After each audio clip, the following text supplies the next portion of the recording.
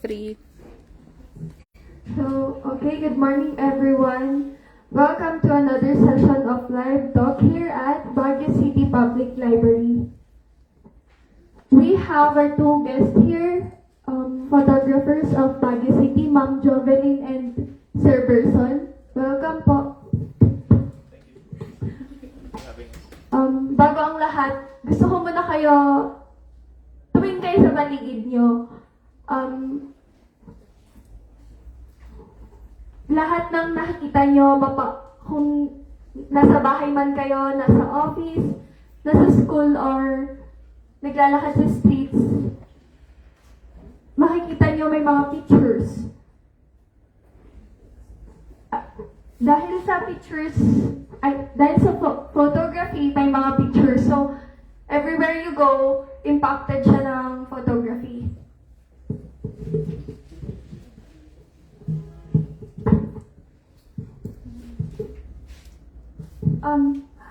Tanong ko lang, paano kayo nagsimula? Ate Jo? You mean nag-start ng photography? Paano? I started with mobile photography talaga. So, dun ko na-enhance yung skills ko through phone photography. Ayun. And dun ko na-realize na I want to do this. Na I want to freeze moments, I want to capture things. And dun ko din na-enhance yung skills ko sa photography talaga. Ikaw, Kuya.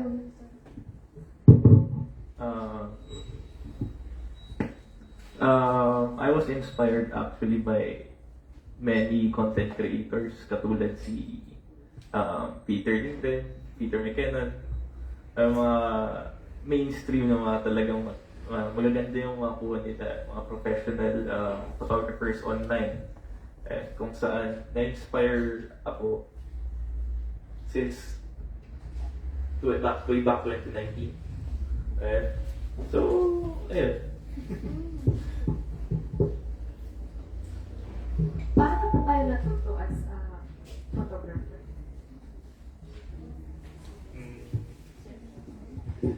YouTube University.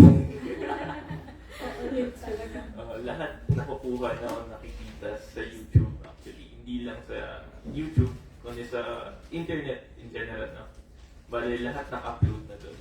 Parang nasa sayo na lang kung you're passionate enough na you would search and learn sa mga content na nandun online. Ate, in your perspective. Ako naman, I'm grateful sa mga tao, especially yung circle ko online. Kasi they are photographers, they're travel photographers, portrait photographers, and they influence me a lot on my works din. Especially mga technical na mga ano.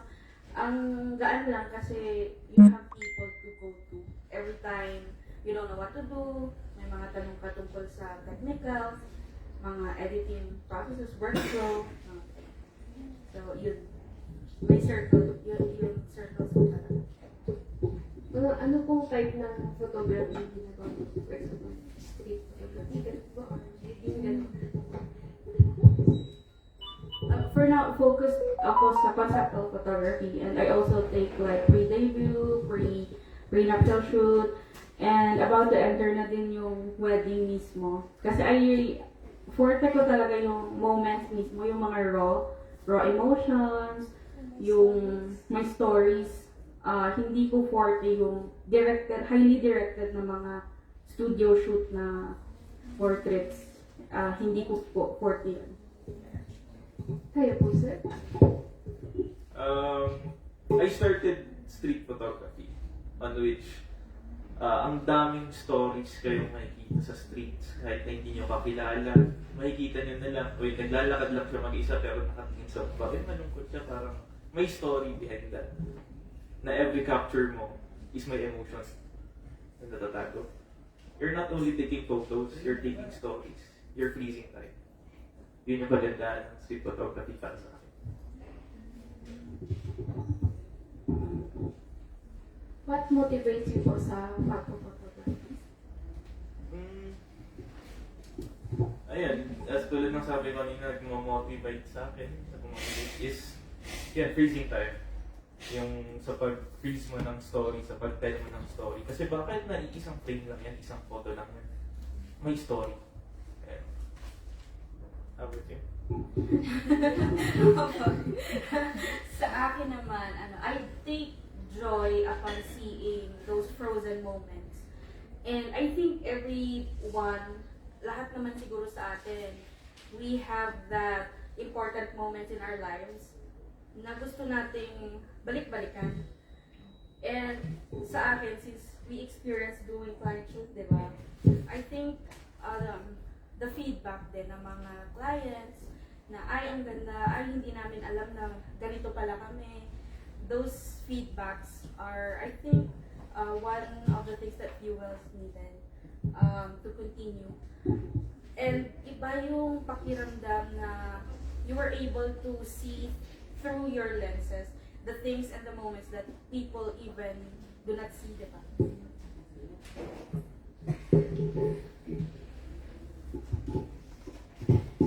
So, habit niyo din po ang pagpo-photograph?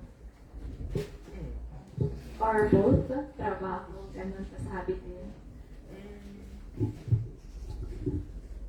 Hindi ko masasabi na trabaho lang naman. Kasi, syempre, you enjoy doing it naman.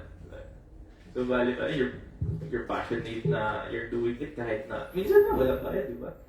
Usually walang bayad, shoot lang, sige yan. Kasi, when you doing it, it's not all about the money. It's all about the experience and what you would create sa time na yun.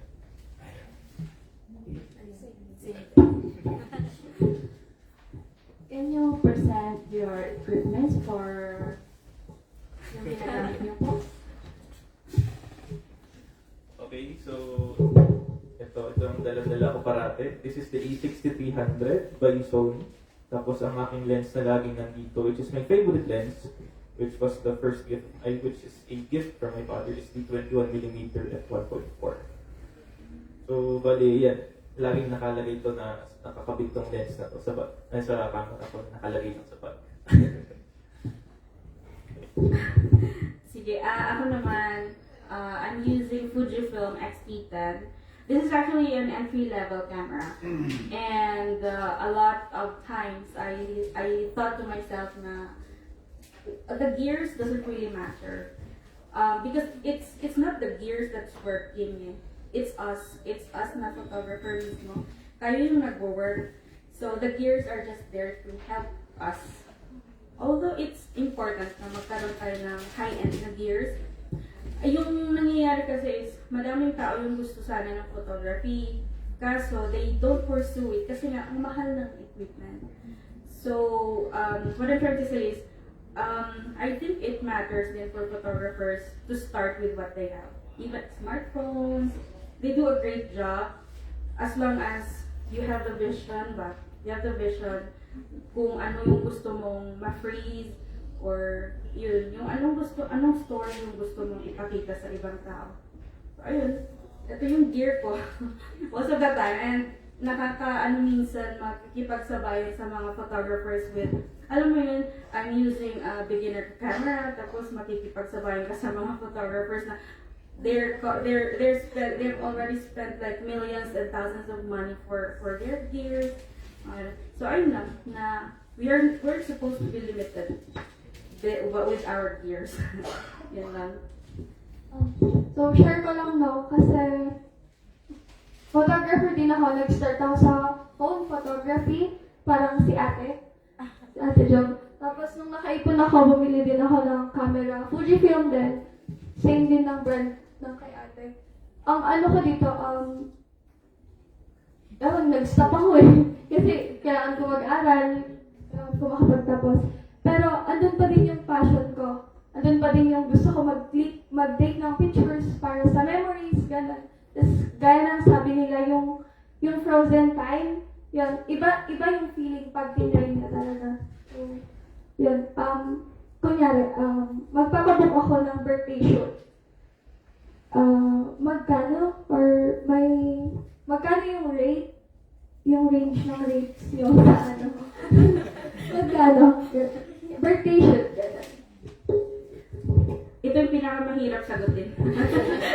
Kapag tinanong ka ng client, magkano yung rate mo? Like, may mga times na, ay, ang gaganda ng mga works namin. Hanggang nilay down namin yung rates. Ayun ba na mga speculation. Ang hirap sagutin. Kasi kami, we do subjective talaga. We are subjective when it comes to giving our rates. Depende yun sa need depende din sa time na kailangan i-spend namin sa event. So, personally, nag-range ako ng 2.5 to 3.5.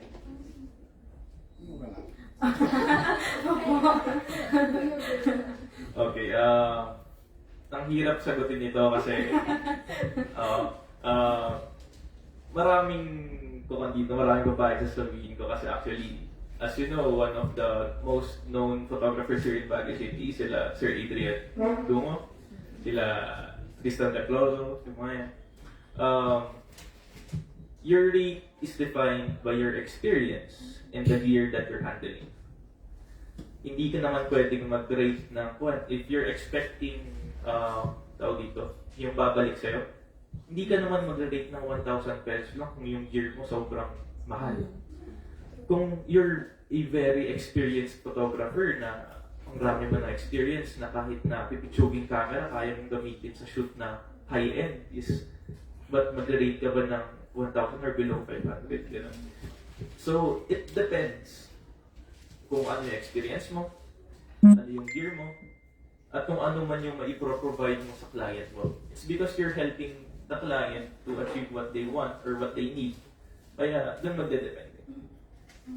So, hindi ka sabihin yung rate ko, doon din na lang sabihin ko kasi depende pa rin talaga. But ang dahil. Depends. Pero, sa alam ko, here in Baguio City, photographers range from 2,500 up to 7,000. As yung iba, lumalagpas pa doon yung mga high-end. Like, top studios, like El Garami.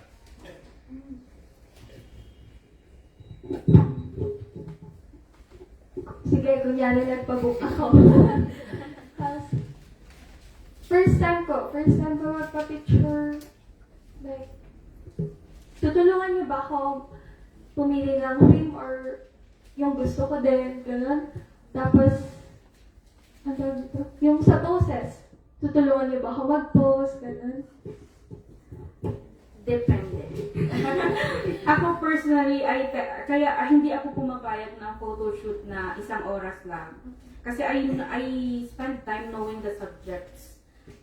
Inaaral ko yung angles nila, yung mga poses na comfortable sila. And yun nga, sabi ko kanina, hindi ako yung photographer na highly directed yung mga outputs. So most of the time, if I shoot, I let them move. Yung subject mismo, pinapatakbo-takbo ko, pinapasayaw-sayaw ko, yun. For conceptualizing naman, I usually ask, even yung mga 3D views, I usually ask the subject kung ano yung mga interests nila. Like, do they like singing? Do they like dancing? Do they like reading books? Kasi I use them as, as props, yung mga point of interest nila. Yun. Sa tulong, sa mga poses, oo naman. Oo. Most of the time, we do the directing. Yun. Tapos, fini-freeze lang namin yung mga moments while you're doing your actions. Wait lang, before ko sagutin yan, baka magalit kasi may ibang baka may nakakanood na yung isang nagdedepende rin sa rate ng photographers is kung gaano karami ang kuha nilang shooters. Adapt ko lang yan. Kasi syempre, sasweldohan mo pa yung shooter mo, kahit ng project mo. Okay, so sa directing, sa preference na yan. Preference ng photographer. Kung gusto niya is parang, okay, do your thing. Kukuhan-kuhan na lang namin, candid yung style ko, kaya ganun yung gagawin natin. Pero sa mga tao na hindi naman sa matitigas, sa mga hindi marunong mag-posing, sa hindi kayang palambutin yung katawan, sa talaga, hindi makaposing na maayos, syempre we need to direct them. Kasi it's also our job na to make you look pleasant sa mga pictures na kukunin namin sa inyo. Yun yung isang job namin. Kung hindi naman makuha sa posing, edi yun na rin yung role namin as editors. No? Hindi naman manipulate namin yung buong mukha nyo. Pero to make it more pleasant than what it is.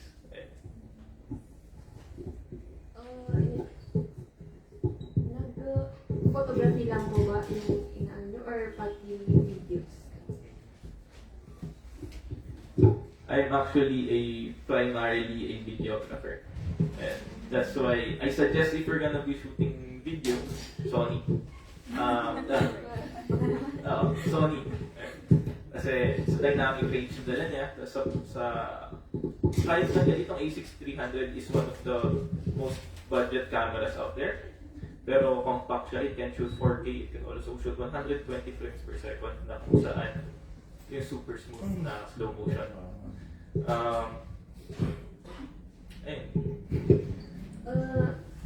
Ano po yung mga challenges na face niyo sa photography, tapos paano niyo po yung Challenges. Challenging. Isa sa mga challenges talaga is yung location din most of the time. Lalo na kapag gusto ng client sa bundok, o edi kailangan mong mag-hike. May mga gana. May mga clients na gusto sa Yangbu and then next na location sa Kalugo. Minsan pupunta ng mga ato. Oo. So, being a photographer, iisipin mo, di ba? Pero, grabe nakaraan mga ganun. And, hindi ka physically prepared. So, one thing is location, tapos yung equipment din when editing, especially kapag you're shooting in a less controlled environment na walang masyadong available ambient lighting na nandun. So, kakapain mo talaga yun sa editing. And yun siguro yung madalas na hindi nakikita ng mga tao, ng mga clients. Akala nila after the shoot, the job of the photographers are done. Pero if you're on our shoes ba, we spend most of the time editing. So we spend 3 days, 5 days, weeks. Kasi we are color grading the photos na babagay sa mood na nakuha namin na pictures, na babagay sa vibe and ambience ng shoot. So ayun po. Editing and the location para sa akin so far dito sa Baguio. Post-production and editing. Actually, when it comes to shoot, sa shoot naman, is, pagkatapos na siyempre yung iisipin mo naman yung pag-edit mo. Paano kung marami nang nakaschedule na shoot? You have less time to edit. O pupuyat ka para lang matapos yung isang video. It would take you, sabi niya, weeks. Actually, umabot mga minsan buong month na para bago matapos yung project. Tapos, ang post-production di lang basta-basta. Actually, that will be one of the backbone ng creative work mo. So, sa post-production, editing. Sa video, sir, mga ilang days or weeks mo natatapos? Or pareho sa photo? Depende sa schedule mo. Kung, for example, may 3 days akong free. 3 days kong gugulgulin yung video na yun na para matapos. Pero actually, hindi naman basta-basta na, hindi ako naka-template. Usually, hindi pare-parehas yung edit mo per video. Hindi naman kasi pare-parehas yung kuha mo per project. Kaya, iba-iba rin yung edit mo. Kung saan, minsan mental block ka, hindi mo alam kung anong gagawin mo kung sa clips nito. Kaya you need time to reciprocate, to think about it, na para maghanap ka inspiration or inspo para may apply ko doon. Yan. Kaya usually, it would take 3 days kung diretso yung free mo. 3 days or more. Same po ba yung subject niyo sa photography at saka videography? Pakalit? Yung mga subject niyo po pag nag-photography po kayo?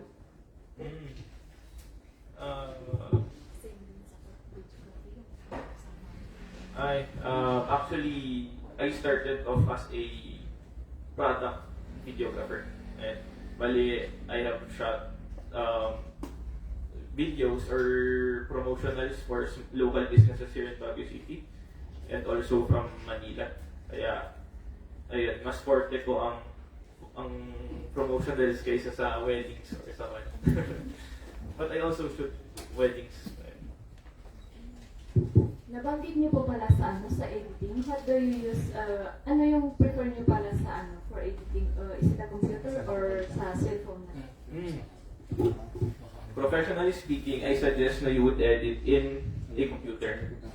Kasi yung limitation ng edit mo na magagawa sa cellphone is hindi parehas sa magagawa mo sa computer. I highly suggest pala learning DaVinci Resolve if you're trying to get in the professional editing video. DaVinci Resolve is a free application ng dami mong pwedeng magawa doon. Tapos ito yung ginagamit nila sa mga high-end movies na for pang color grade.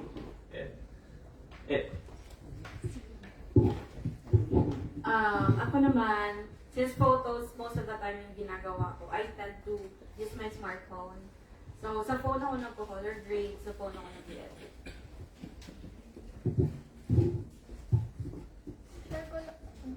Share ko lang, nung nag-edit din ako sa phone, kasi medyo nahirapan lang sa computer. Tapos, sa phone kasi parang nagaganon mo talaga siya, tapos, basta parang ka lang din nagdo-drawing, parang ginaganon mo siya, zoom in, zoom out. Kasi pag sa computer, parang sa mouse, ang complicated para sa akin, pero mas better talaga siya. Preference na lang talaga. Ano naman po yung advice niyo sa gusto pong pumasok sa industry ng photography? Advice. Kapag yung yung sa mga kanila wala sa mga gamit cellphone Sa mga starting na mga photographers, I believe we have that desires in our hearts na galing mismo sa I'm a Christian, so I believe that God has given us those desires, and if you feel na you are given the desire for photography, do not let the gears limit you. It all starts with desire, so you have to really want it for you to be able to pursue it. So in the first place, hindi naman yung camera yung ginugusto ninyo, di ba? It's the photography itself. So, nowadays, ang daming smartphones, ang daming portable cameras na, alam mo yung mga portable cameras na nabibili mo ng 800 na film cameras na yun. You can start with those.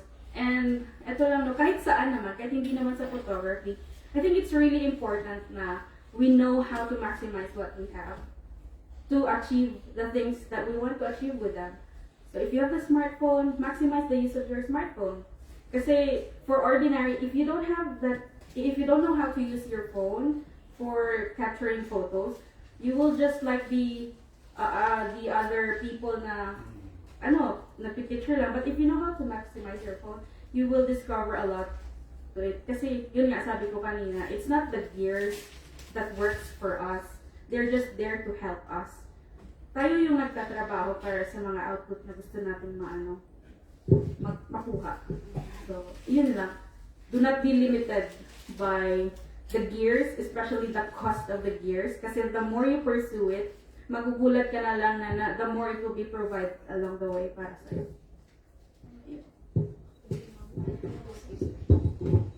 Just do it. Simulan mo lang. Actually, kung gusto mo talaga, gano'n mo. Ayun. Actually, ayun nga, I suggest na do what you can do and tulad, add along the way. Ayan. Kung wala kang camera, okay, may cellphone ka, pwede na yan. Ayan. Ano ba ang photography? You're taking photos, di ba? Ayan. At kaya naman gawin ng cellphone mo. Gusto mong kumuha ng pictures? Do it. Tapos kung hindi nyo man kayang i-produce ng cellphone nyo yung kayang i-produce ng cameras, Pero meron naman kayo ibang resources, like for example, computer, or kaya nyo namang mag-edit. Gawin yung backbone yun. Actually, ano masasabi mo about sa editing? Kasi I know si Ate Jo, ang galing niya mag-edit ng photos, yung nasabi ko. You started editing, di ba? Na kung saan, yun yung naging backbone ng mga outputs mo ngayon. Kaya, ayun. Kung ano man yung meron sa'yo ngayon, just do it. Start. Ayun.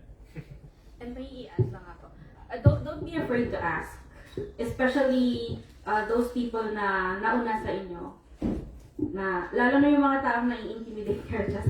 Kasi sa akin, yung kumbaga, idolo ko talaga sa photography, si Sir Miko. So, minsan nakakahiyang magtanong, pero huwag kayong mahiyang magtanong sa mga taong expert na sa industriya or sa field na pinili ninyo. Yun. Paano po pala yung may yung pag cancellation or rescheduling policy po ninyo?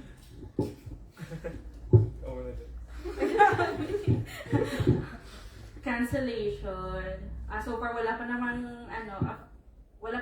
nag-cancel sa akin na nag-book na talaga. Pero yun siguro for those people in the field na they're earning a living through photography, I think down payment talaga yun. And non-refundable dapat yung down payment na yun. Kasi before the shoot, nag-start na yung trabaho namin, conceptualizing, scouting for location, tapping people, and even nagtatanong din, like minsan ako, nagre-rent ako ng lenses. So, nag-i-inform na ahit ako sa pagre-rentahan ko. Eh, na-reserve na yung lens sa akin. Tapos magka-cancel yung client. Saan ko kukunin yung babayad ko sa lens? So, ayun. We require down payment. Non-refundable po yan. Yun, balik tayo. Down payment, at least 50%. At least 50%. Para at least, hindi ka naman lugi. Kasi, you're already reserving your time. Tapos kung ano man yung mga, for example, sa videography, sa video naman, hindi lang naman yan napupunta ka doon ng mag-shoot agad. May pre-production pa. For example, sa pag-rent mo ng lenses, kung kulang ka ng lenses, or sa video, is yung, ang daming may alam ito, sa music. Hindi basta-basta ang music. May mga copyright claims yan, may mga free use yung mga yan. Kailangan mong hanapin yung music talaga na mababagay para dun sa project na yan. Ang hirap nun. Actually, minsan naabutin ka ng 1 to 2 days pagkahanap lang ng music. Tapos kung saan pupunin yung licensing. Ayan. Yan. May FB page po kayo, di ba? Paano yung booking ng mga clients ba? As of now kasi, for me, nung din-activate ko yung account ko is na-delete yung page ko. Kaya, tapos nag-stop kasi ako sa weddings. Actually, lahat ng clients ko ngayon are old clients. Mga old businesses na nasa Manila, still sa Baguio. Yun yung mga clients ko. Tapos, how to book, actually, lahat ng mga works ko nakapost dun sa Instagram ko. Hindi sa page ko. Mas na-updated yung Instagram sa version. Sa akin naman, mostly ng bookings is through my page. It's Visuals by Lakam. So, dun talaga nanggagaling mostly ng mga clients ko. Nag-i-inquire sila. Kapag, pag kailangan nila, nakikita nila yung outputs ko, they would inquire through the page. And doon na kami magne-negotiate.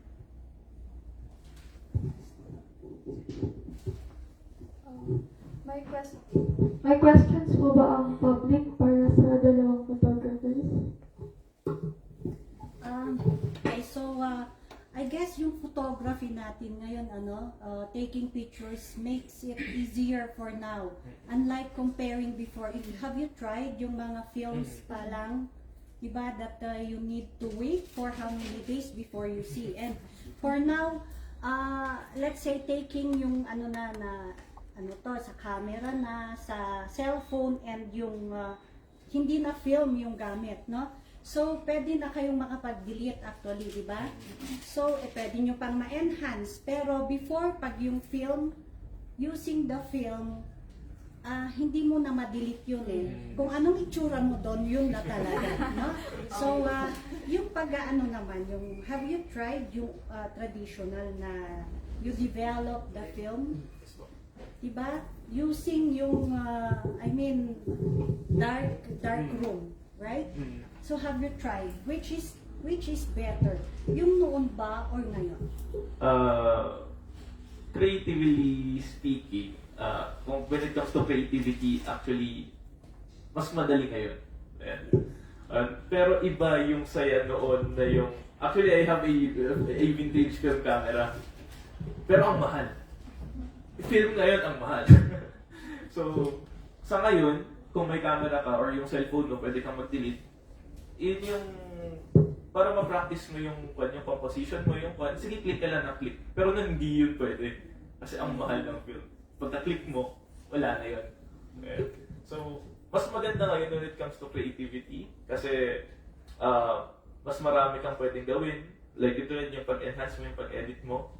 Tapos, mas mura yung ngayon kasi kahit click mo lang, pwede mo delete, tapos click ulit. Walang nasasayang. Okay? Interesting yung subject nito na sa film photography. It's actually I am really into film graded photos. So if you take a look at my Instagram, most of my outputs are film graded. So alam mo yung kaya ng habulin ng digital cameras through post-processing yung outputs ng film cameras before. And ako personally, I'm thinking actually of having a film camera. Kasi nai-enhance mo talaga yung composition skills mo eh. Hindi mo siya pwedeng i-delete kaya you have to be sure about the things you put into frame. And pagdating naman sa processing ngayon, ma'am, I think very accessible na kasi yung developing studios ng mga film. So, kahit sabihin natin na gamit natin yung film photography, film camera. Kasi madami na ngayon eh. Madaming bumabalik sa film cameras ngayon. Kaya din yung mga film cameras na dahan-dahan na din silang bumabalik sa market. Tsaka yung mga film photographers ngayon. Kahit dumaan ako sa session, ang dami na din gumagamit ng mga film cameras na vintage po talaga. Yun. Yung pag-develop ng yung mga pictures. Kasi, let's say we compare, sa akin kasi, mas maganda yung before. Yung galing sa film, yung pag-develop, yung paper na ginamit, kaysa yung ngayon. Diba? Ako po, personally, I haven't been in a dark room pa. Kaya wala akong idea how they do it. Sharpness-wise, ang kasi ang mga cameras ngayon, they use pixels. Unlike na sa mga vintage is parang binaburn niya na mismo. Yan. So, kung sa digital, mas magandang cameras ngayon. Pero when it comes to sa mga printed na talaga, iba ang quality ng vintage. Yes. Nakuha ng film. Iba talaga. Pero, yan. Iba pa rin, depende pa rin talaga sa kumuha. Tapos but, hindi ko na-try na mag-develop, pero looking at the outputs na sa mga nakikita ko, yun yung difference na nakikita ko. It's better the old mga photos. You try to look back at your old photos, compare nyo ngayon. And even before, it's black and white. Before nag-colored siya, it was black and white, and until now, brown pa pala, brown, no? Brown, then black and white. Makikita nyo yung quality ng photos before and after, no? But anyhow, that is the work of technology. We have to, naman tayo, we are advancing, no? But then, I guess, vintage pa rin talaga, no? Mas maganda pa rin yung vintage. And when it comes to taking photos, I notice na may iba-ibang position ang mga, yung mga photographers just to get the best angle, di ba? Kung minsan parang nakakatuwang picturean na lang yung diba? Yung kumukuha ng picture. Kasi iba-ibang pose na ang ginawa niya and unaware siya. So parang ang what he's doing or the photographer is doing is just to get the best angle. So siguro ganun din kayo, no? If you are not satisfied, then you have to look into ano bang position ko dito to get the best angle na in order to produce a best picture. Opo. May pagulong-gulo. I saw Gapang-gapa. that mo kasi no-observe ko yung isang nag-take ng picture during a wedding. Talagang ganun, humihiga siya and then different sabi ko wow, parang mas magandang kunan yung series na posing niya, no? That's our job po kasi. We need to like give our best to provide the best outputs for the client. Yes, That is why you're paying us for. And of course, we have to understand na yung photographs, no? These are the best, pa rin, for keepsakes talaga, no? For keeps talaga itong mga photos, no? So ngayon, pwede mo nang isave na lang sa drive or But before, talagang yung ang isa-save mo yung na-develop mismo na photo, no? So, for kids talaga ang mga That's why, very important din naman na, photography is very important, no? That's why, here sa City Library, we have the different books, right? Yes, ma'am. So a photograph keeps a moment frozen in time, so we have it forever. So, you can follow Ate Jovelyn Duero and Kuya Berson on their Facebook and IG accounts. And we also have here our resources from public library. For example, focus on photographing people. This book will show you how to work with your friends, family, or even a perfect stranger on the street to achieve fabulous photographic results. Ito, pinofocus niya yung kung paano mo picturean yung mga tao, yung mga angles niya. With this book by your side, you'll be capturing stunning images that you'll want to keep for a lifetime. Next naman po is this the 40s in picture, tapos it comes with ito pong first is 40s, tapos ito 50s, 60s, and 70s. Para siyang collections of pictures.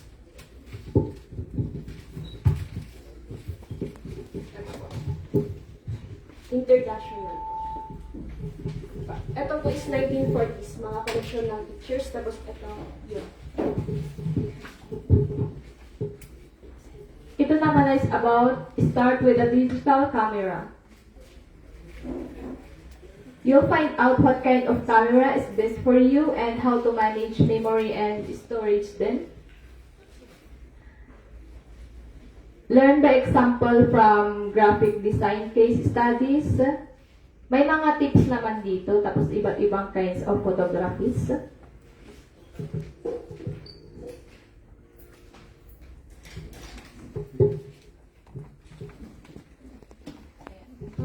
Yung mga levels natin. Unang bulat mga tapos mga films. Okay. Hindi po Genesis. Pero definitions siya. Parang basics for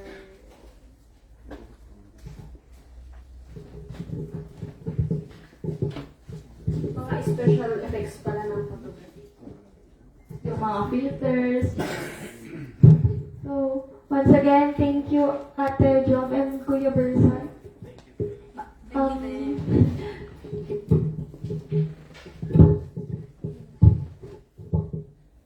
So, meron kaming certificate and tokens para sa inyo.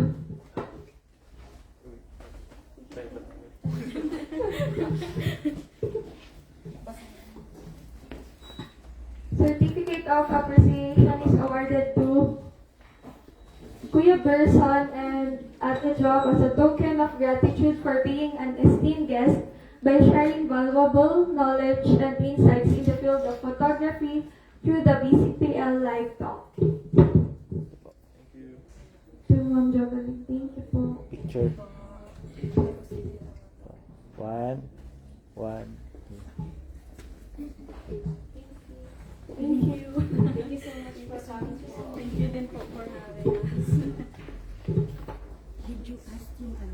Facebook page or how they can contact you? Ang sabi mo. Okay, so,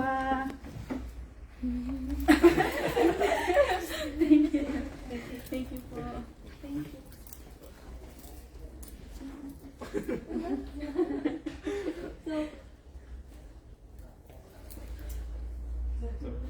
Okay. Any final message or comments to our viewers? So once again, you can promote your Facebook page and IG. For our viewers, feel free to book with our guest photographers. Thank you. So, yeah, thank you po for having us. And ayun, once again, your Facebook page ko po is Visuals by Lacam. So, you can contact me there po for inquiries and bookings. Thank you po. My page naman or my Instagram is version.version. Yeah, you can message me also. Tapos, if you want to start photography or videography, just do it. Or pwede kayong sa amin, mag-slide ng PM. We can do street photographies together. Okay, thank you. Thank you. Thank you po.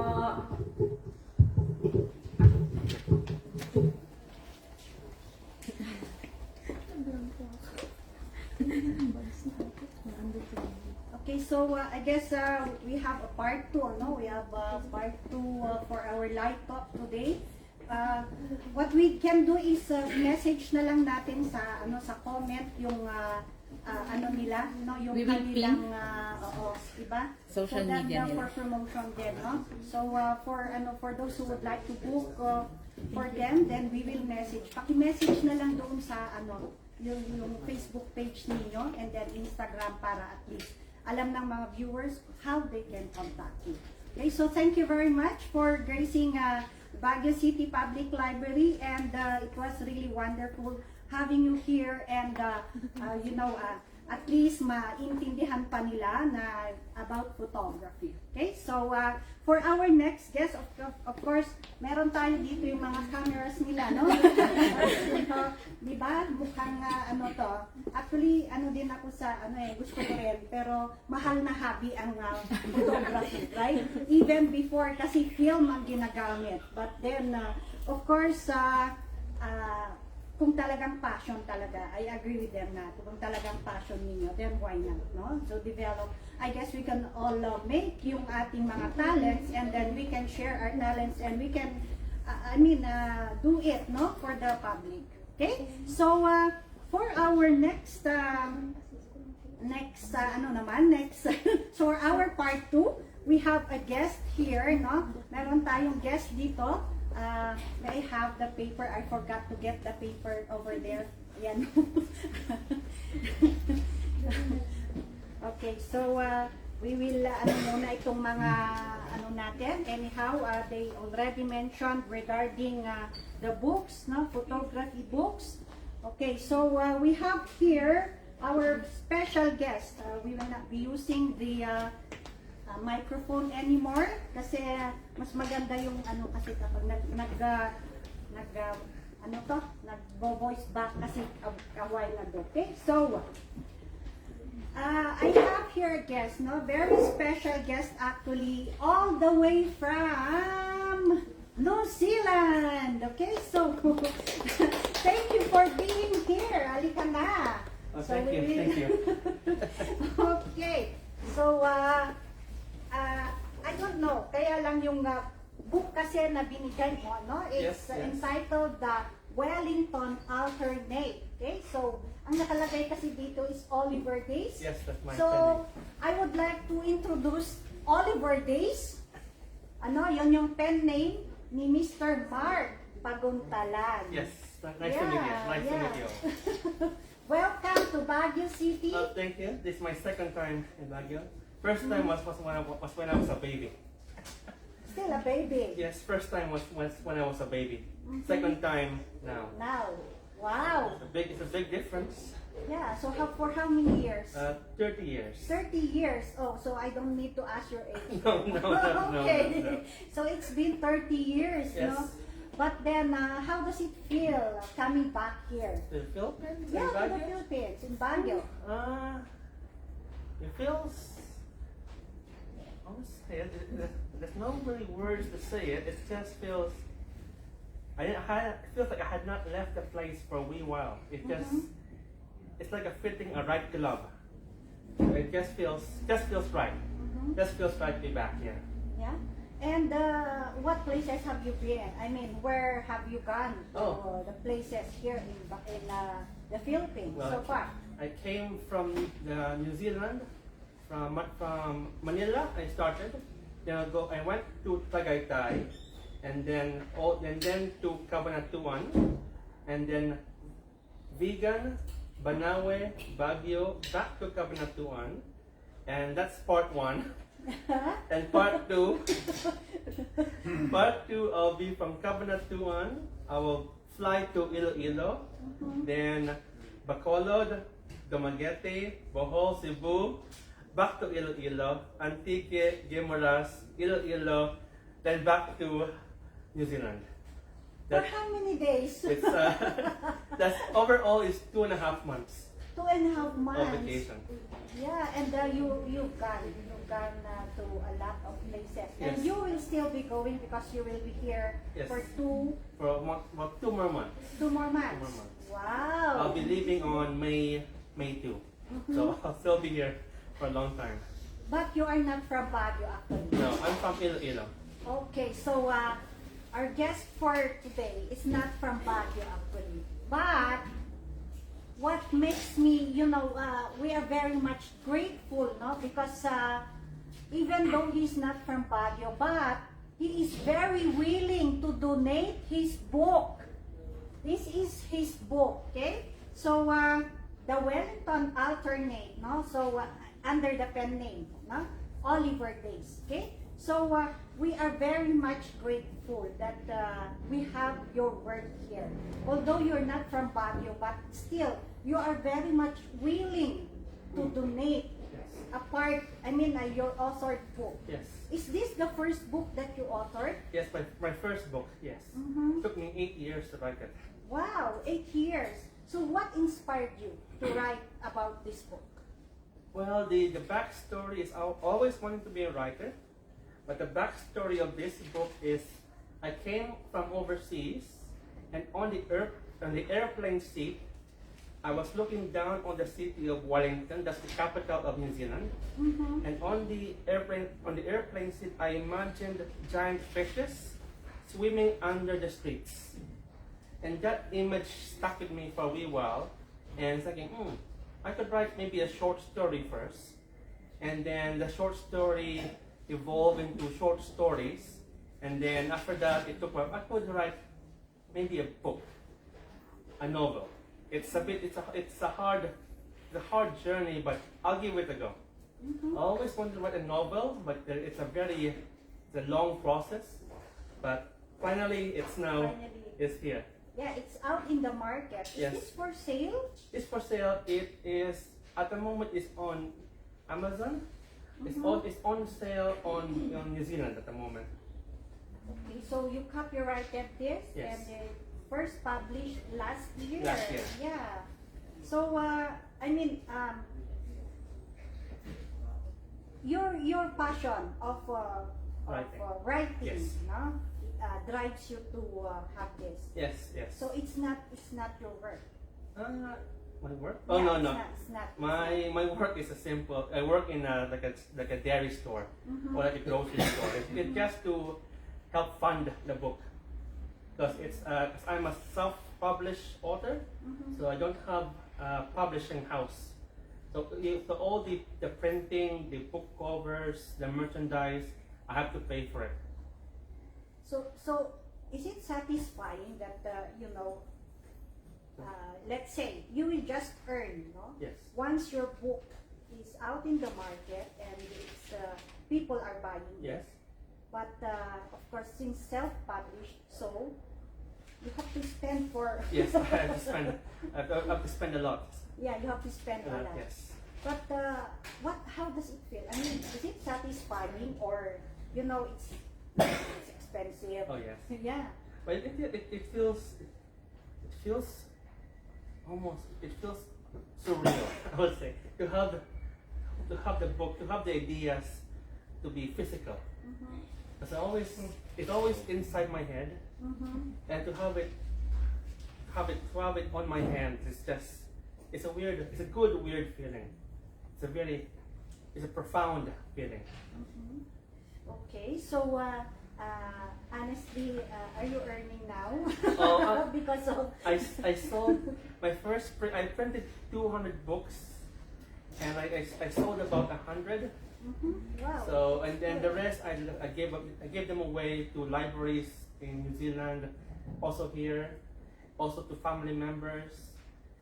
For me, I think the first, because I'm a new author, I'm a self-published author, so I'm still unknown.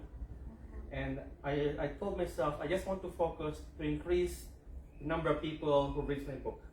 Before focusing on selling them, I just want to spread out, like, there's a new book you can read for free, and once there's enough people who knows the book, who reads the book, then I can slowly focus on the marketing, like selling, like really maybe selling to bookstores in my country and maybe in the Philippines, and maybe focusing on maybe audiobooks, maybe selling to Australia or the USA. But for now, I'm just focused on growing my readerships. Yeah. Yeah. Really? So that's the technique, That's right? for me, yes. Yes, that's the technique, because nobody supported you, No. right? Even the government. I mean, that No. you are in, Yes. right? So not even, but you yourself supported you because of this, Yes. and it's really your passion. Yes. Okay, so I agree with you that you really have to market yourself, Yes. right? Because I believe that writers doesn't, I mean, if there's a book, it doesn't, that the public doesn't buy so, No, yes. so easily, It's, right? it's not guaranteed that Yes. that they'll buy it. Yeah. So this is also like a gamble. Yes, it's a high risk, high reward gamble. Yes, right, because it's win or lose. Yeah, it's a win or lose. It's a win or lose. But I believe that once you have established yourself, Yes. and you have readers already, the readership, the reach of the readership, Yes. they already know, and I know that they will be buying your book, right? So let's talk about your book. So this is Wellington. You mentioned a while back. Yes. So what genre? The genre is magical realism. It's the short term is, I would define it as extraordinary ordinary. Mhm. So it is fantasy but mundane. So for example, in a book, there's a star floating in the harbor, and that is normal. Normally in other books, a star floating on the sea is a main focus of the story, but this here is just a normal thing, and the characters and the people that lives in the city just pick it as normal. So in this book, there are other surreal creatures that are normal or maybe an annoyance at the most. So we have there's a star floating. There's also a fog that eats color. So when you go inside the fog, your colors evaporate. And it's also fires that lives under the sea. And it's also one of my favorite one was a living road. So when you're walking on the track, the road suddenly wakes up and just crawls around like a worm. So these things are like everyday occurrences.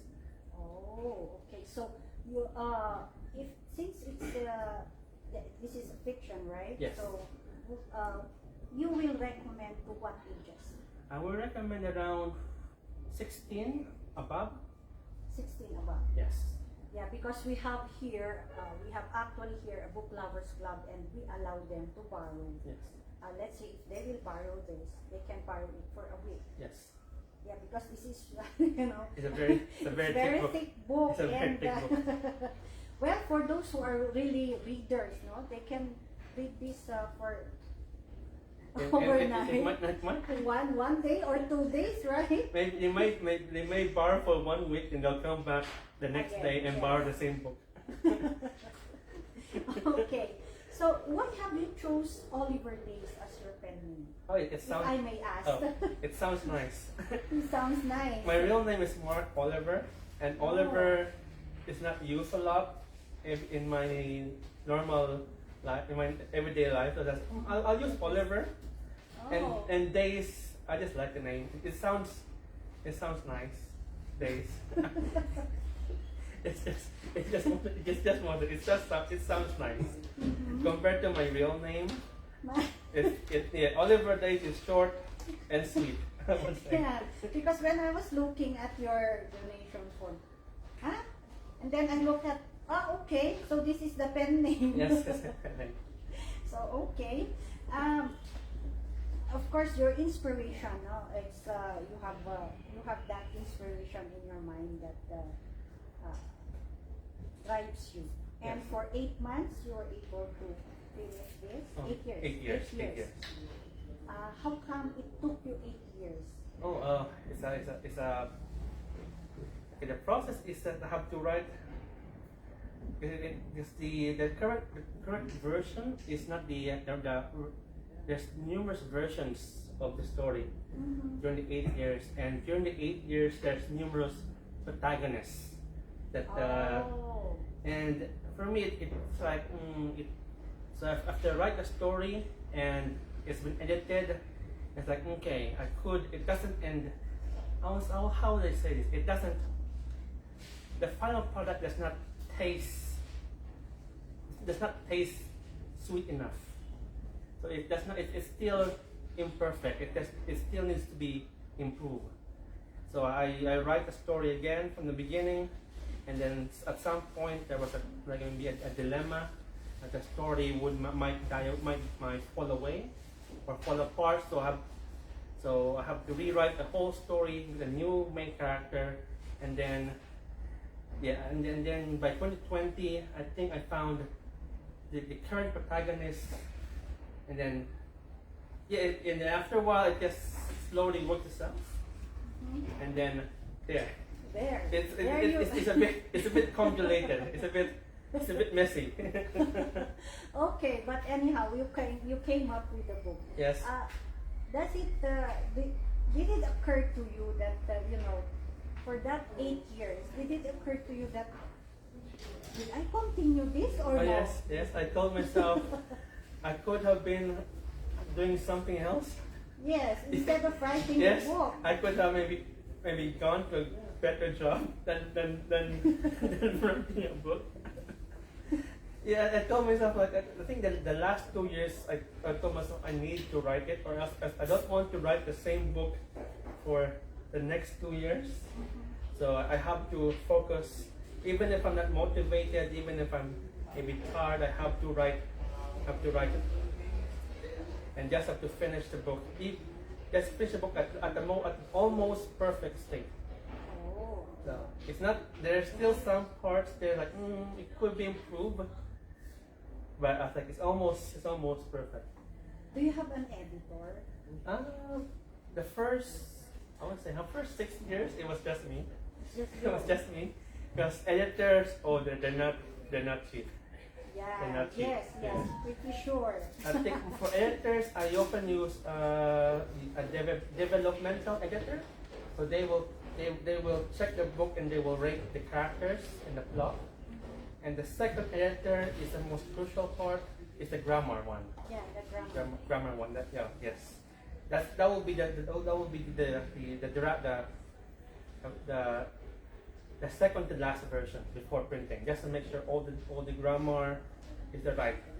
Example, American English or British English, and all the prepositions, all the verbs as well. So this is American English or British? British English. British English. So there are some terms that are British. Yeah. For example, French. For ref here is French. Yes, preach and refrigerator. Yes. And trash can is rubbish. Rubbish, yeah. So there's really a difference. There's a difference yeah. there. So this is UK, no? UK, yes. Okay.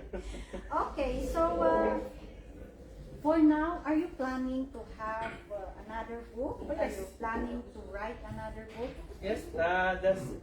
Yes, the next book is now in the process. That's why I'm also here on my vacation, because I want to get the atmosphere, the whole place, and I want to capture the atmosphere and place it on the book. So the next book is called Kiwi Pinas. Kiwi Pinas. Yes. So yeah, Kiwi is what the New Zealanders call themselves, and Pinas is Philippines. Pinoy. Yes.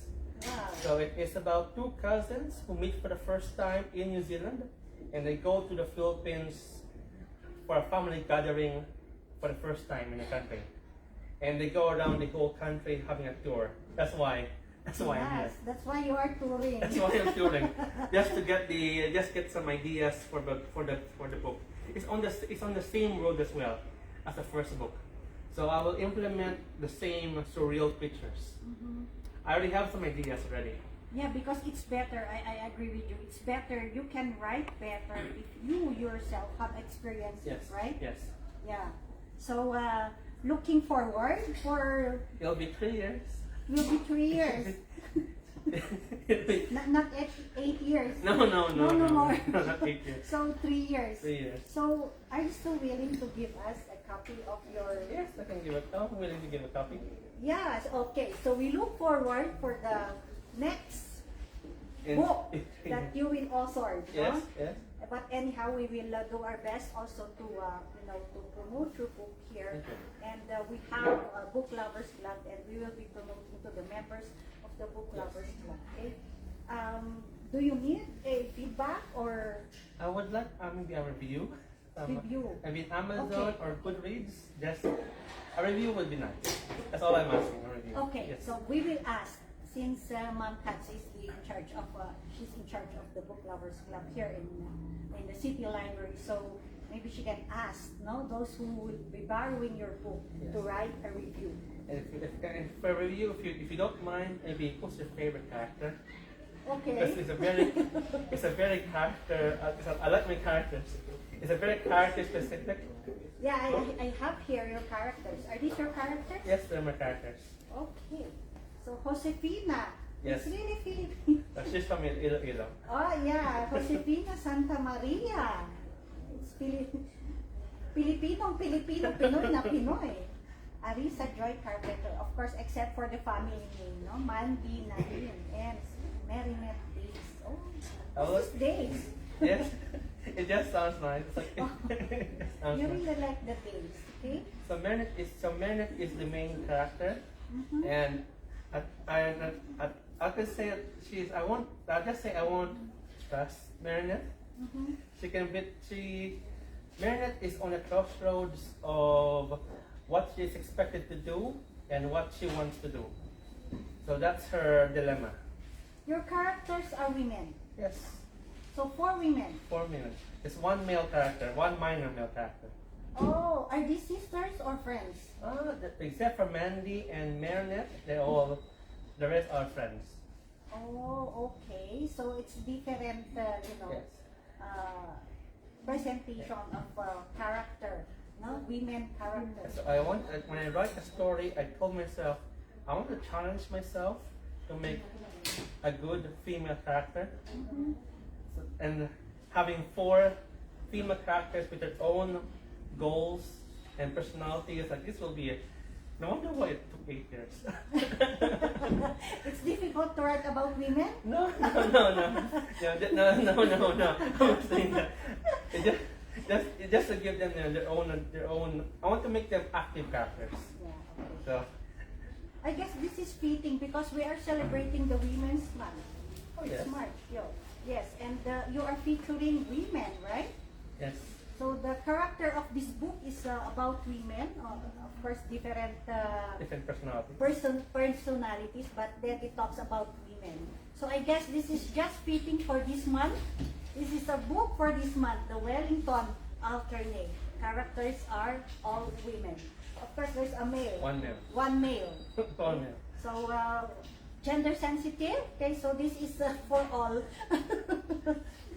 Although it would be fitting because we are celebrating Yes. the Women's Month, just like what I said. So anyway, your characters here are all women, and we do hope that our members, and then the public will read about this book and discover the different personalities of the 4 characters. And New Zealand as well. Yeah, and New Zealand. So because how do you call that? The venue or Setting. the setting. Yeah, the setting is New Zealand. New Zealand. Yes. No?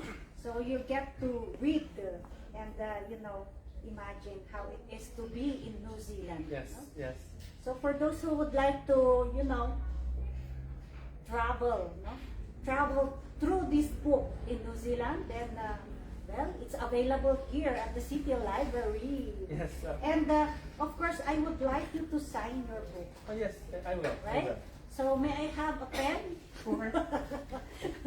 Because you have not signed your Oh, book. I haven't signed it. Yeah, you have not signed, and can you place a dedication Yes. also? So I guess the best place for you to write is the Thank you. title, no? The title page. Okay, What- so What would I like to say?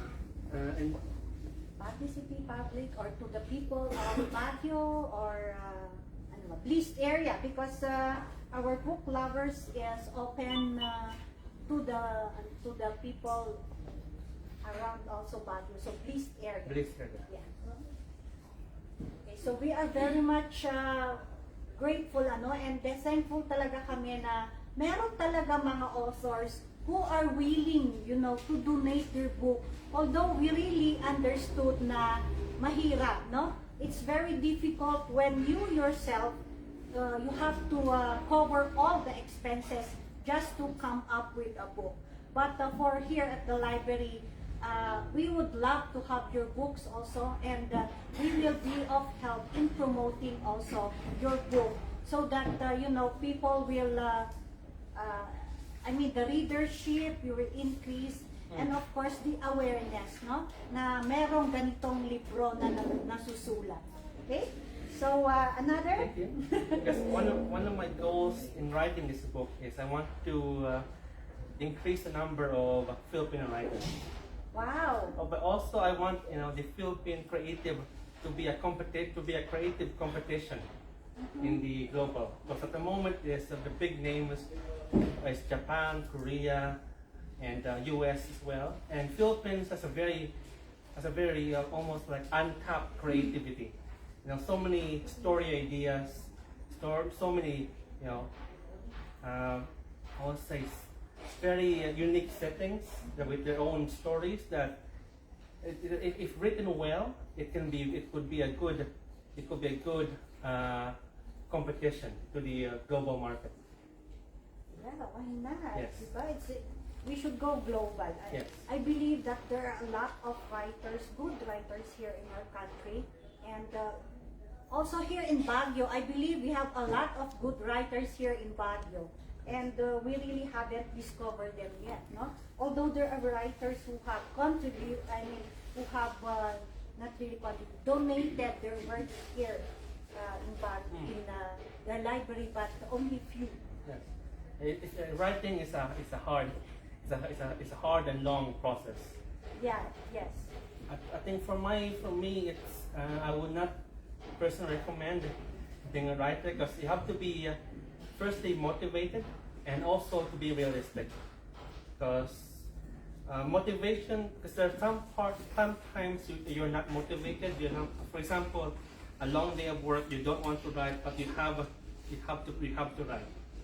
And as well on the second side of the coin, there's also you have to know about will people like the book, will they buy the book, Yes. and how much will I market like social media and stuff.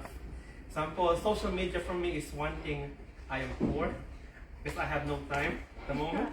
Because aside from my full-time work, there's a bit of demand as well. So it's at first it's a lot of pressure against you or against the writers, just to have an edge.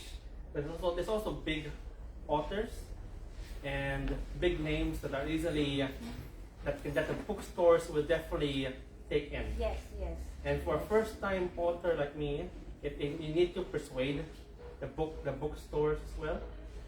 So it's a lot of cons and challenges to be a full-time writer. So maybe as a hobby it can work, but as a career, it's a long process. Yes.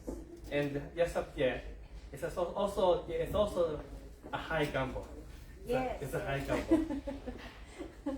Yes, because they're the big names in the industry. I think they went through the same that Yes.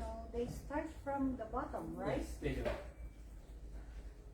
Do we have an author that start from the top? No. No, No. they all start from the bottom, right? Yes.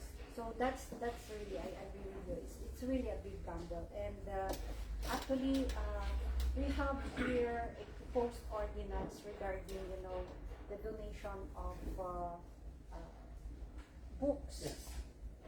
Local authors donating their works here at the library. And that's an issue actually. No, that's an issue. But then that's still a proposed ordinance. But I see it on the positive side. Yes. No? Because for us here in the library, we can help to promote their book, and we have a local history section wherein we can keep all those works of the local authors that will be serve as an archive. Okay. It's Yes. an archive, and they will stay here at the city library, and it will be promoted, and it will be, for awareness of the public that these are our local authors. Yes. You think that will be good? That'll be good. There's something to increase the creative or the artistic side of the Yeah. city. Yeah, right? Yes. Because we have to keep the their works. Yes. The public, this is a public library, right? Yes. Yeah, just like you. You gave us here because you believe that this is a public library wherein people come and go, and it's, we are serving from ages young to the old. Yes. I do believe this. I do believe. Okay. Okay, so may I ask also, yes, you have public libraries in Yes. Yes. There's a lot of public libraries. I think in my city there's 14. 14. 14. So almost each suburb there's a library, local library. Wow. Yes. When growing up, that was the first thing. There's minor libraries, but not much a library. So when I first came to New Zealand, the first place I went was the Public library? Yes, a local library. And each library has their own, little uniqueness or something, and their own collections of the suburb or in general. Mm-hmm. But yeah, there's 14 in my city alone. So 14 in your city, 14, yes. in a city. Yes. Okay. So here in Baguio City, of course, we only have one public library, but we do have barangay reading centers Yes. Yes. in each barangay. So hopefully the barangays will have their own also. Yes. Yeah. Yes. Hopefully when I come back, there'll be maybe 10 barangay libraries. Hopefully. Fingers crossed. There's always hope. There's always Yeah. hope.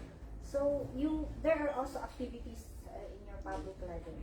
Yes, there's a children's reading, there's book clubs, and there's also like a movie night as well in the library. Huh? So they play like a movie every week. Really? Yes. Okay. So can we do that here? Magpa-movie din kaya tayo dito, no? Because for you, your public library is a community space. It's a community Yes. space, Yes. right? Yes. So that's what we would like also to have the people here. The mindset of the people that the city library is a public Yes. right? Yes. not just for study, but also just for Yes. hanging around Yes. and just for talk as well. So it's a community space. Yes, community space. Where people and the community meet. Yes. You know, and do and learn from each other. Of course, we need to have also our activities. Yes. So, since you're also a public library advocate, no? As you said, the first time you were there, you visited a public library. So just like here, you came here in Baguio, you messaged me actually, Yes. and I was surprised. And then here you come, Yes. here you are at the city library. Yes. No? I just came from Vegan, and I was waiting for my bus to Banawe. The first place I went was a library. Was a library, no? So, talaga naman, no? Mga writers, mahal nila ang library, tama? Tama, mahal nila ang library. You love the library, right? Yes. Okay, so, sige, you continue writing. Okay, so, we will be featuring, yung book niya, yung kanyang libro, and available dito we have 2 copies that you can borrow, no? So, we do hope na sana punta kayo dito. But then, like what he said, this is available in Amazon for sale. Yes, ebooks. Yes, ebooks. And then Kindle. You also have the Kindle ISBN, so it's available Yes. also. So I think it's also in Kobo or something. I don't normally check my ebooks. There are 4 ISBN here actually. So soft cover. This is the soft cover. POO soft cover. Yes. EPUB And Kindle. and Kindle. I do. So there are 4, So this is the printed one. I guess the 3 were the 3 ISBN for the comics. online. Yes, these are online. I do hope they work. Yeah, why not? Okay. So really, thank you very much. No worries, Thank no you worries. very much, and we are looking forward for your next Next book. book, In no? 3 years' time. Yes, in 3 years' time. So, meron pa po siyang book na susunod. So, susulat pa siya. So, we do hope that we'll be having a copy, It will feature Baguio in the next book. You feature It will Baguio. feature Baguio. So, you really have to go around Baguio Yes, then. yes, Okay. So, that will be noted. yes. Since Kiwi Filipinas. Pinas, no? Kiwi Pinas ang kanyang title. So, feature niya ang Baguio. Yes. So excited kaming malaman kung paano mo feature ang Baguio City. Well, I won't spoil. I can describe one surreal event in Tagaytay. Baguio is still working. Mhm. So in Tagaytay, when I was there, I observed that the Taal Lake was blue. So I have an idea. So if you imagine the Taal Lake, the volcano here, this is blue, the blue sky, and if the clouds are coming, the blue sky goes down Yes. and covers the mountain, Yes. blue. Wow. And when the clouds pass, the blue almost like, I would say, goes almost erupt. I would say erupt. Let's say goes around the whole area, covering the whole area in blue. And then they go up in the sky. So when it's cloudy, the whole area is blue. So that's one surreal Yeah. idea. So while you are talking, I'm imagining already. Yes. No? The clouds, yeah. That's how, writing works. You really have to use a lot of And imagination. it's also random. Yes. It just pops. Yes. And the Baguio, of course, we are celebrating Panagbenga. Yes. So have you seen the parade? No, I was in Banawe. Oh, you're in Banao. I can still but, picture. but the Session Road is good, still there. Yes. So maybe that's one place that you would, I could find something to maybe a surreal event again. yeah, why not? Yeah, during Panagbenga celebration. But it would have been nice if you have seen, the parade, Oh yes. street dancing, and then the float parade. Sadly, I Yeah. was in Banawe. But anyhow, you can still write about Baguio, Yes, right? I will. Okay. Yeah. So, will not take much of your No time worries, no because I know that You're a busy person and you're going around the I'm country. going to Botanic Garden Botanical Garden. this in the afternoon. So have you reserved your? Oh, anyway, we have the QR code there. Yes. So you can just do it while you are there. Okay. So we would like to say thank you, no? Thank you to Oliver Days. Or Mark. Just say Mark. Just Okay. Mark. Okay. Just Mark. The last name is too long. Okay. Mas prefer niyang Oliver Days kasi. Okay, so we just call him Oliver Days. Thank you very much for gracing us here, and thank you very much for these books that you have provided here at the City Library. Thank you. And no worries, we will be marketing also your book in our own little ways. No worries. Thank you. Okay, Thank you. so for those listening, yung kanyang book is available here, but you can buy at Amazon, no? It's available. So under the name Oliver Days, the title The Wellington Alternate.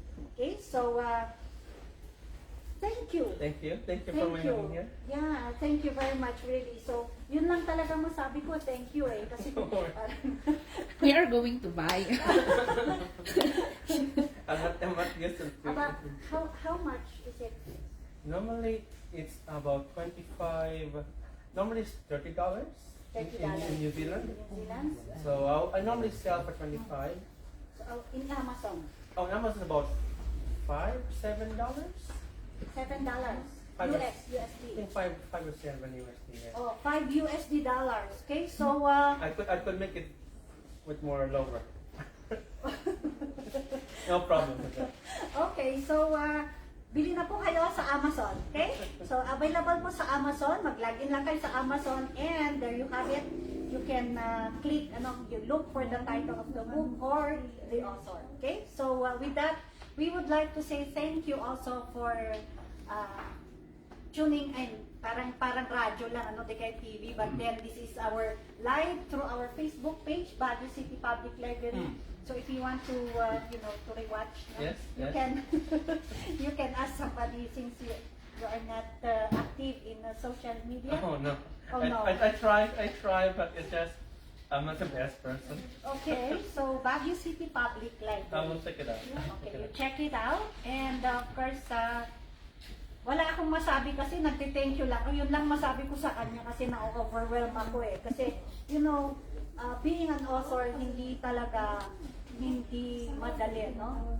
To donate 2 books, no? Because I know na mahirap, no? Mahirap kasi at your own expense. Everything is at your own expense since nobody supported, no? So, mahirap talaga. But then, here, of course, in our own little way, we do our best also to promote the works of our authors. Okay? So, with that, abangan nyo ulit yung next edition namin for the live talk. And, of course, to our guests, thank you very much again. You're welcome. You're Yeah, welcome. enjoy your stay here I will. while you are here.